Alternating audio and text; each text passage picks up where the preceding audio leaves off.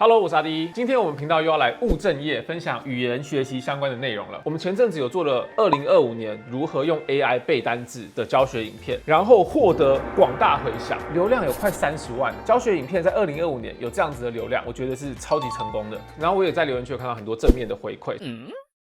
所以我想说呢，我们可以来做一个下集，因为我过去这2年有密集的在学第2、第3外语，所以我自己在学习过程当中会尝试各式各样的方法跟 App。所以今天我们的主题就是2025年最适合拿来语言学习的手机 App。我们今天这个影片除了介绍这些 App 之外，我还会有很多实际的操作范例，所以大家可以边看影片边动手试试看。我相信这些工具跟使用方式学习起来之后，对于语言学习是受用无穷的。那我们今天分享的会有4个方面，单字、翻译、影片跟 AI。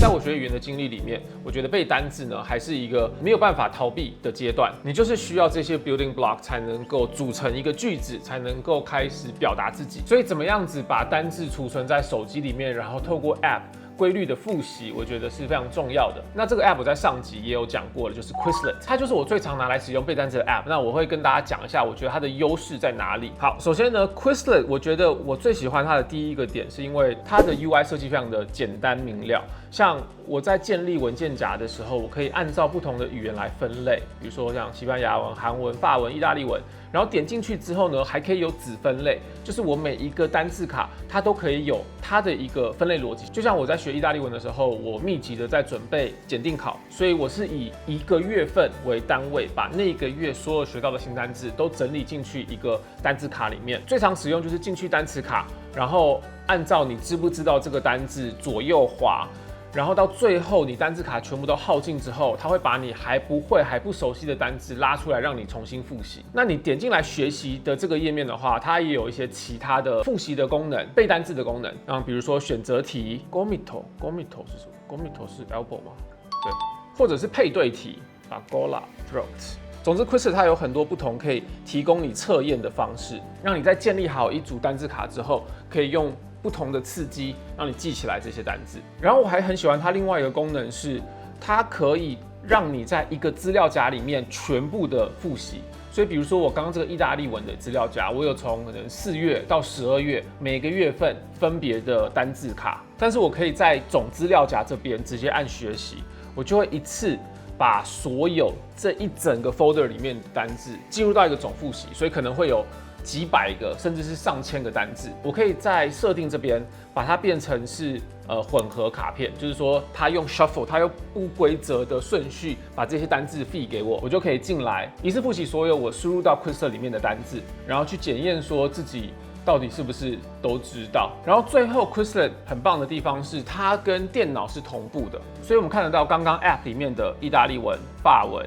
韩文、西班牙文，我所有的单字卡我在电脑版上面一样看得到。那为什么这个重要？就是因为有时候你要用手机一个一个的把单字输入，然后建立单字卡是很耗时的。但是今天如果我可以电脑去做一样的事情的话，我可以更有效率的把所有我需要建立的单字卡在电脑上面完成，然后再跑回到手机用它背单字的功能。所以像比如说我当时候学法文7天，从这里我就可以在这里再增加或者是修改我的单字卡里面所有的细节。那单字卡其实有很多不同的 App， 还有另外一个很好用的就是 Anki， 有很多人推荐。那我没有使用 Anki， 使用 Quizlet， 主要我觉得应该是沉没成本，就是因为我已经用 Quizlet 付费的版本了，然后加上我所有过去的这么多个语言的单字全部都储存在里面，而且是我一个一个手动打上去的，所以要我再转换到另外一个新的单字平台，我觉得相对门槛比较高。但如果你今天是完全重新开始，你可以好好的评估一下 Anki 跟 Quizlet， 你觉得哪一个界面你比较喜欢，跟他们之间有一些功能是这边有那边没有的，我觉得你可以再评估一下。但基本上他们做的事情都是一样，就是让你可以手动的建立自己想要背起来的单字卡，并且用这个左右滑的机制，让你可以背单字跟可以复习忘掉的单字。但 Anki 有一个缺点是，电脑版虽然免费，但是手机版就是要付费的。那 Quizlet 的话是手机跟电脑都有免费版本，你付费的话就是升级变得没有广告，然后还有可以用更多种的测验方式。好，那我们接下来要讲的是翻译软体。我觉得语言学习的最一开始，翻译也是一个还蛮重要的阶段，因为你需要把你的意念翻译成 target language， 有点像是那个 Rosetta Stone， 2个不同语言的同样的文本，透过这个去学习这2个语言要怎么样转换。那我觉得一个很好用的 App 就是 DeepL Translator， 它是一个免费的 AI 翻译工具，它的界面长得超级简单。我发现我后来喜欢用的都是界面长得简单的。我在这里，比如说我打入我想要翻译成意大利文的英文原文。然后我一打完之后呢，它在下面就会直接显示出来目标语言。这边有几个很好用的功能，就是你可以把这2个语言快速的用下面转换按钮来去翻转过来。你可以现在变成是我输入意大利文，然后把它翻译成英文，或者是呢，你可以点进来这个语言里面，然后去变成其他的语言。我就一样的这个英文，然后我要把它变成是，比如说我现在也同时在学西班牙文。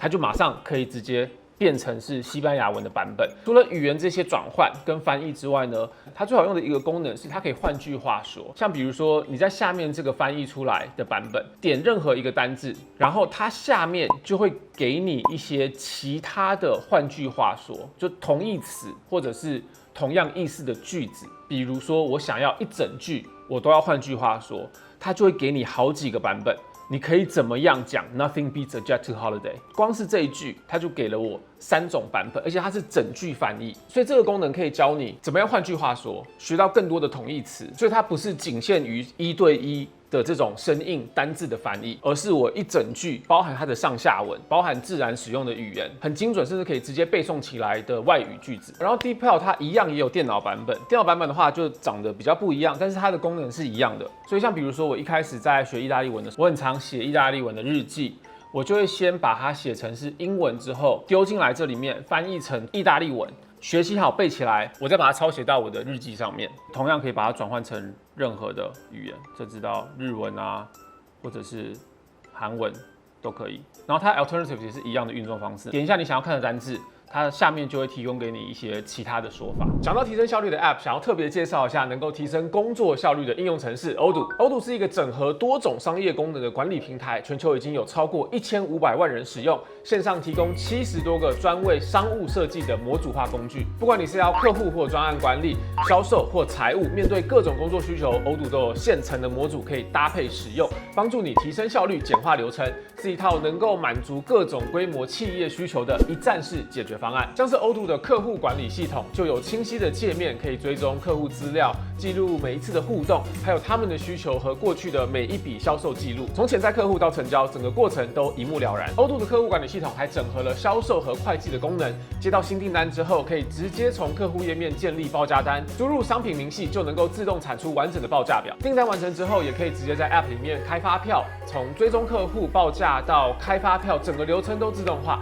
节省时间又不容易出错。如果是公司团队使用，大家也可以同步查看每笔销售的最新进度，确保资讯及时，沟通顺畅。那对 Odoo 有兴趣的朋友，可以点下面的资讯栏连结预约 Odoo 专家1对1，实际带你看看整套系统该怎么操作，希望也能够帮助大家提升你们的工作效率。那影像的话，我觉得还是要回到使用 YouTube， 全世界最大的影像资料库。在2025年，你没有办法说我找不到我要学习语言的资料或是影像，因为在 YouTube 上面真的是各种语言你都可以找到，不管是使用这个语言的片段，或者是有一个讲英文或是讲中文的 YouTuber， 他的整个频道内容就是围绕在教学影片。比如说10年前的阿弟英文就可能是一个例子，你可以直接从他的影片里面得到很多免费的 tutorial， 然后他也会整理各种单字啊、文法啊，所以我现在在 YouTube 上面，我随便就搜寻，比如说 Learn Let's say French， 我就可以找到超级多影片，在跟我讲说我是哪一个程度的，然后 Lesson Plan 100个句子的懒人包，1个小时的很慢很简单的法文，然后讲给你听，还会有这种 AI 生成的短故事，你就可以听这些短故事来练听力。在这里这么多的内容里面，我会建议你们可以去找到一个你看得顺眼，然后你觉得内容符合你程度的 YouTuber， 然后可以去到他的频道，去到影片之后，然后看他最热门的影片。因为这些最热门的影片代表是演算法它推播成功之后，有很多的学习者都觉得这个影片是有帮助的，所以你可以从这一个频道的最热门影片开始看，你都可以很快的找到这一整个频道最精华的内容。这边我想要特别 highlight 一个频道，这一个频道就是我当初在学西班牙文的时候，我就单纯在 YouTube 搜寻打 Learn Spanish。我就偶然碰到的一个小频道，它的订阅者没有算很多，20万。以语言学习的频道来说呢，订阅通常会很高，观看不一定，因为大家就喜欢订阅一个语言学习的频道，然后就有那种心理慰藉，觉得自己已经成为了一个更好的人了。但影片不一定会看。但是 anyway， 我要讲的是 Spanish with Paul 是我在看了这么多跟西班牙文相关的 YouTube 影片里面，我觉得它的教学方式最有效。我当时用的方式一模一样，就我看到这个频道。其中一支影片我觉得不错，我就跳出来到频道之后到影片，然后按最热门。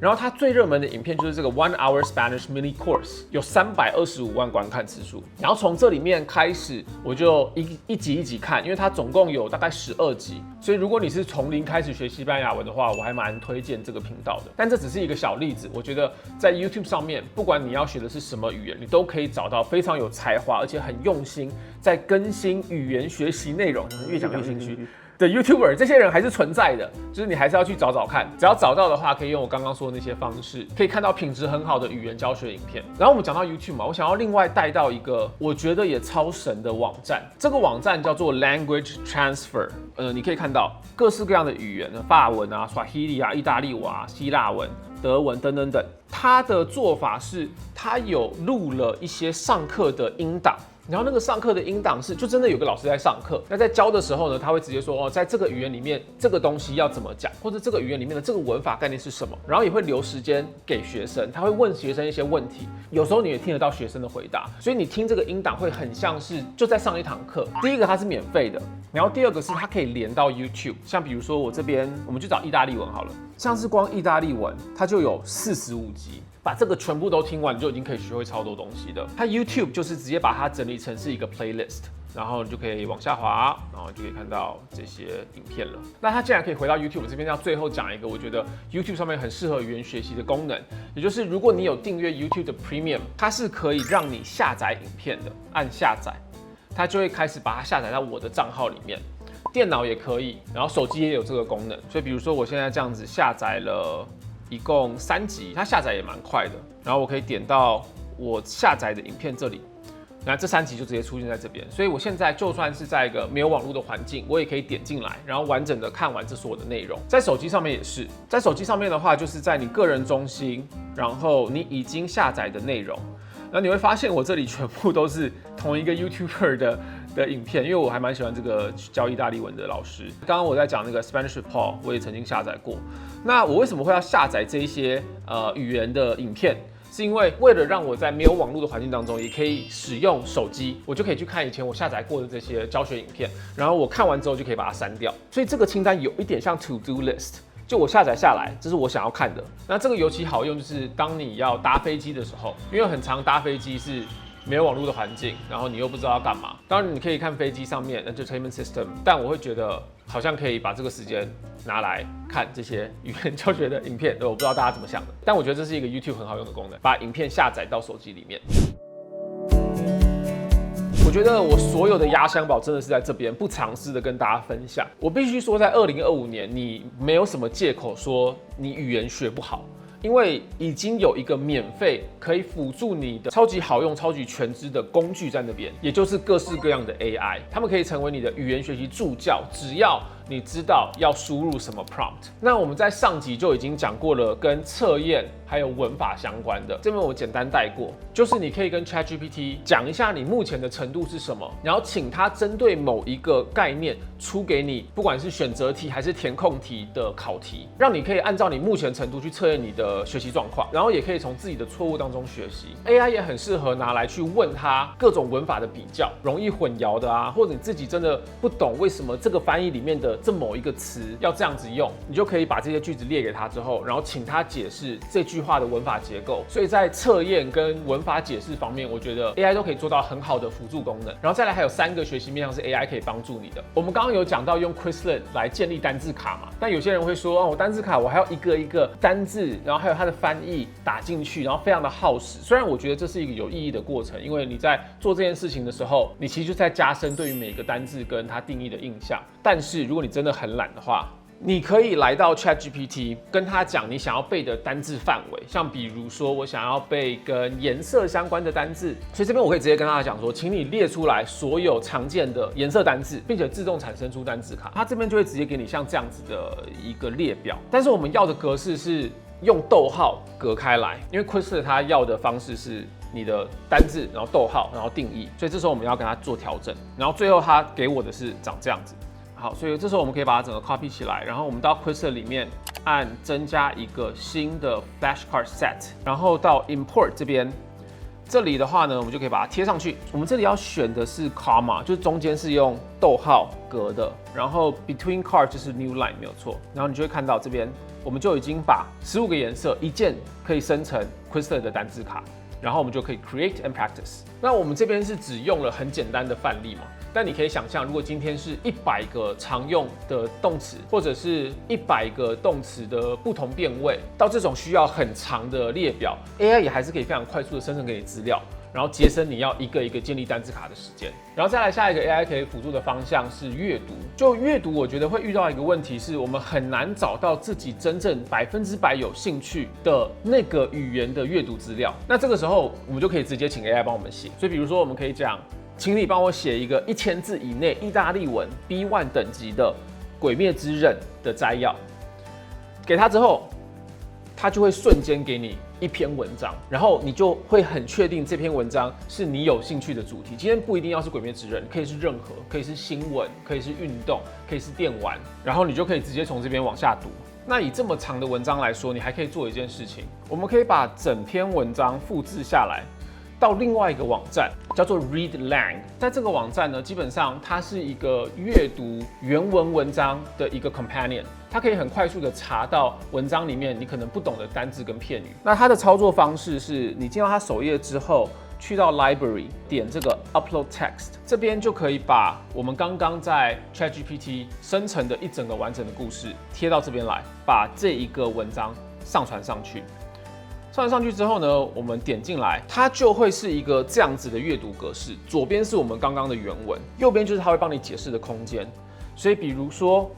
我想要查的是 Cis Vogue， 点开来之后，它这里就我觉得应该也是 AI 去产生出这个单字或者这个片语是什么意思。所以我觉得它的这个伴读的效果是非常好的。所以我在生成文章丢进来之后，我可能花个10分钟、20分钟把这一整个文章读好。我可以因为这个阅读器而省下很多要反复跳到其他的网页，然后查单字，然后再回来的这个过程。如果我想要把它真的背起来的，我可能会再放到我的 Quizlet 单字卡里面。然后你点到 AA 这边，它还有很多不同的设定可以去调整，就包含你就是基本上你的阅读体验啊，可以在这边客制化。那总之呢，我觉得它是一个非常好用的阅读器。它有免费版本的，免费版本它的差别就是你能够查的单字量每一天会有限制。但我觉得如果只是轻度的使用的话，其实不用到付费版本就很好用。好，然后最后一个 AI 可以帮助的领域就是口说。你只要知道怎么样跟 AI 设定目标，跟请它有哪一些行为模式，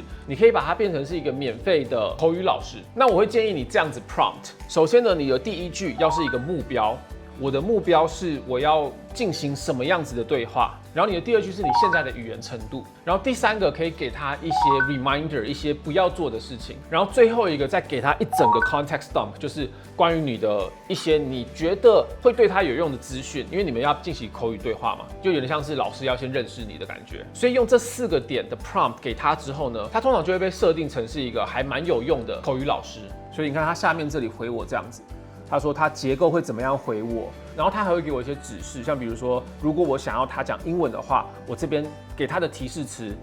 要讲什么，然后他也跟我重述了说，我们会专注的领域是什么。所以我觉得你要把 AI 当作是口语练习的对象的话，你必须要在前面的设定先讲好很多清楚的规则，才不会在过程当中浪费太多时间。然后我这边是用 ChatGPT 为例子，如果你想要开启对话，那你要按的钮是这边这个声音的这个钮。Ciao, tutto bene? È da tanto che non ci vediamo. Sì, tutto benissimo.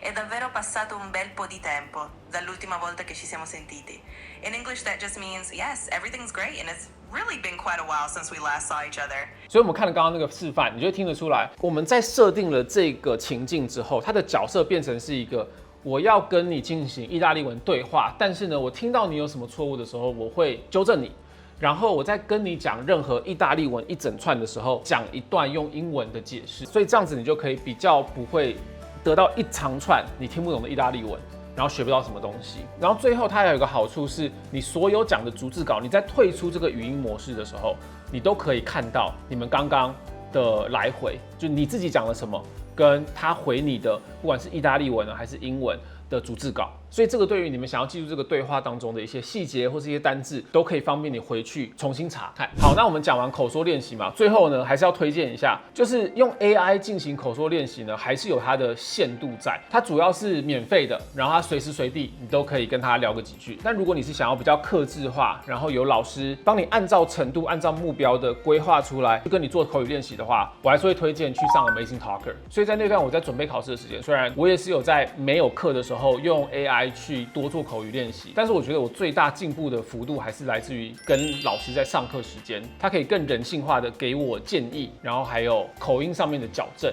甚至是举给我更多的例子，说可能在意大利他们真正比较自然会使用的是这些用法。所以说，如果你们是想要练习外语的口说的话，最直接的方式就是订一堂在 Amazing Talker 上面的1对1的家教课。以上就是我们今天影片的内容，讲的非常多，然后也实际操作给大家看。那这些 App 全部都是我自己在语言学习的时候会使用到的工具。那你不一定要全部都使用，你可以选择你自己喜欢的，不管是类别或者是使用方式。希望今天的介绍可以对想要学好一个语言的你们有帮助。那今天影片里面所有提到的网站 App， 甚至是你 ChatGPT 的那个 prompt 要怎么写，我都会放在影片的更多资讯，然后有需要的话可以打开来自己看一下。那如果你自己有你很爱用，不管是语言学习的网站或者是工具，都欢迎大家可以在留言区当中跟我们讨论。学习第2、第3外语真的是一个非常艰难以及漫长的路，所以希望大家可以多多的彼此帮助。好，那我们这支影片就到这边结束喽。如果这支影片回响不错的话，下一次再跟大家分享更多语言学习相关的资源跟诀窍。那我们就下支影片见，